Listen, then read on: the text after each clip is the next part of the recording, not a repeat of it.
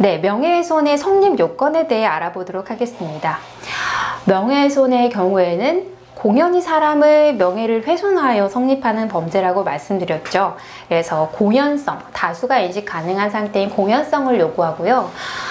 그리고 대상이 있어야 되겠죠. 자연인뿐만이 아니라 법인이나 단체를 모두 포함합니다. 그리고 사실을 적시를 해야겠죠. 사실 표현이 있어야 합니다. 어떠한 단순한 감정 표현은 이 명예훼손에 해당되지 않고요. 마지막으로 그 사람을 비방하려는 고의가 있어야 합니다. 각각에 대해서 간단히 한번 살펴보도록 하겠습니다. 먼저 공연성은 불특정한 사람들이 이 사실을 인식할 수 있는 상태를 얘기합니다. 그래서 다수가 있다면 당연히 공연성이 인정되겠고요. 다만 한 명이라도 그 사람이 전파 가능성이 매우 높은 사람, 예를 들어서 누가 있을까요? 기자?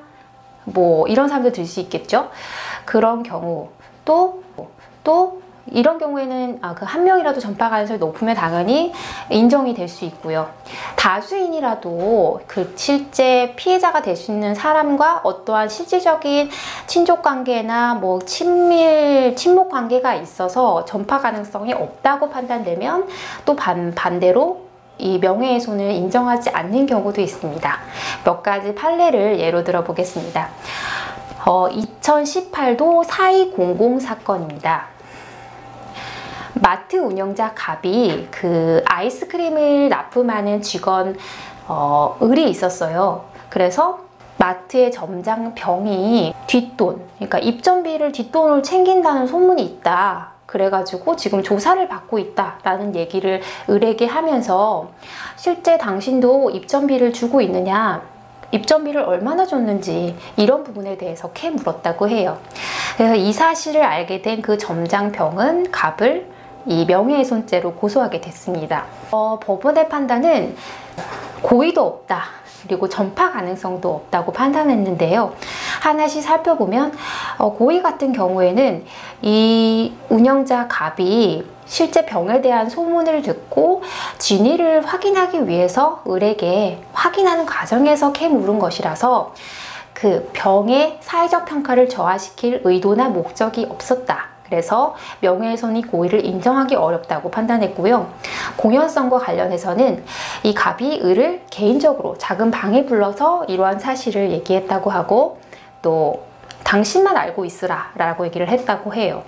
또한 을도 병에게만 이 얘기를 했고 다른 이에게는 이 사실을 알리지 않았거든요. 그래서 이런 점들을 고려했을 때 전파 가능성을 인정하기 어렵다, 공연성을 부정하여서 명예훼손죄의 성립을 부정하였습니다. 또 유사한 판례인데요. 99도 4578 판결입니다. 갑과 을은 이혼 소송 중에 있었어요. 그런데 이 병이 그 을과 갑의 이혼 소송에 을의 친구로서 어떤 진술서를 을에게 유리하게 썼나 봐요. 그래서 갑이 이 사실을 알게 돼서 좀 화가 났겠죠. 그래서 이 친구인 병에게 을에 대한 사실을 낱낱이 적어서 편지를 보냈다고 합니다. 이 편지는 사실 병만 봤겠죠. 그런데 병이 사실 전파 가능성이 있었다면 뭐 당연히 명예훼손이 인정될 수 있었을 겁니다. 그런데 이 형식이 편지였고 또 병이 을과 아주 절친한 관계에 있었기 때문에 그 전파 가능성을 인정하기 어렵다라고 하여서 역시 공연성을 부정하였습니다.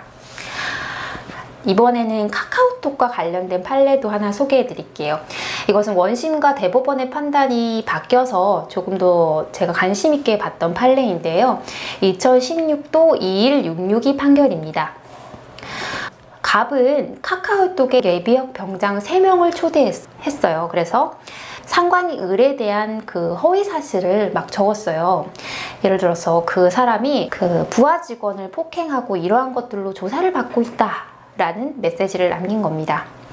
그래서 이 상관이 이 사실을 알게 돼서 당연히 이 갑을 고소를 했겠죠.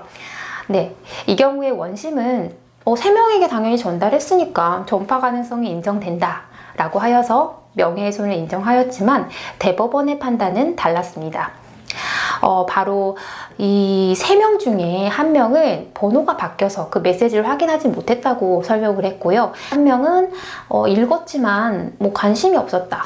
또 나머지 한 명은 자긴 중간에 나가버려서 제대로 확인을 못했다 이렇게 진술을 해서 이런 부분이 받아들여져서 실제 전파 가능성을 인정하지 않았고, 또한 그 메시지를 읽어서 전달한 사람도 실제 명예훼손으로 고소한 을이 탄원서를 부탁을 했다고 해요. 그때 부탁을 받은 그 부대원이 나 갑에게서 이런 얘기를 들은 적이 있다 라고 하면서 거절하는 과정에서 이 상관이 알게 됐다고 하거든요.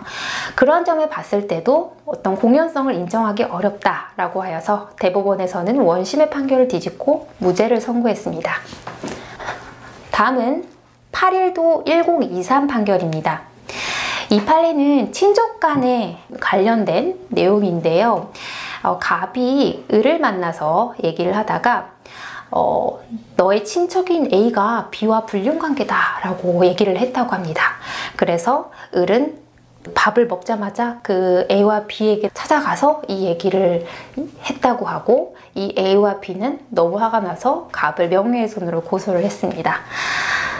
친족관계라서 이 경우에는 전파 가능성이 인정되지 않는다, 유포할 가능성이 없다라고 하여서 명예훼손죄를 부정을 하였고요.